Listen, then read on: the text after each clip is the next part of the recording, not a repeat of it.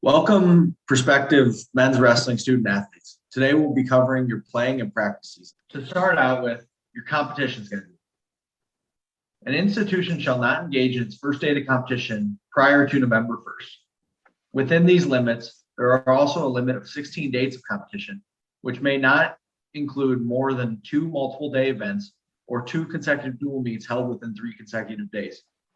Additionally, an institution may not engage in 1 or more of its countable dates of competition in men's wrestling in a foreign country during a prescribed playing season. The maximum number of dates of competition exclude the following: conference championships, season-ending tournaments such as the NCAA tournament, alumni meet, fundraising activity, and the U.S. national team.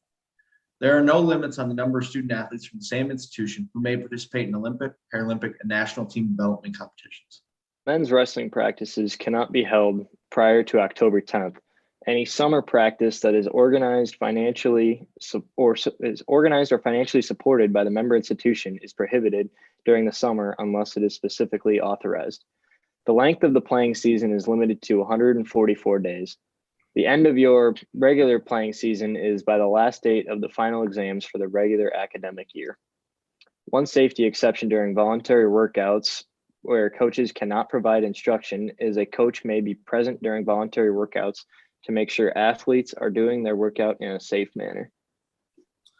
Finally, we're going to talk about out-of-season athletic-related activities. Student athletes and members of the coaching staff shall not engage in car hours outside the institution's declared playing season.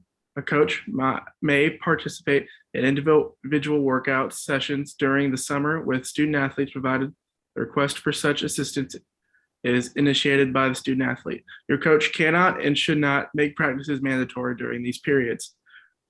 Camps and clinics, there is no limit to the number of student athletes in men's wrestling who may be employed as counselors. Note that you cannot participate as campers in your institution's camps or clinics. No player during the academic year can make contact or meet with an outside team that involves any student athletes with eligibility remaining from the institution's men's wrestling team, unless you enter the transfer portal after you talk to your institution's compliance officer.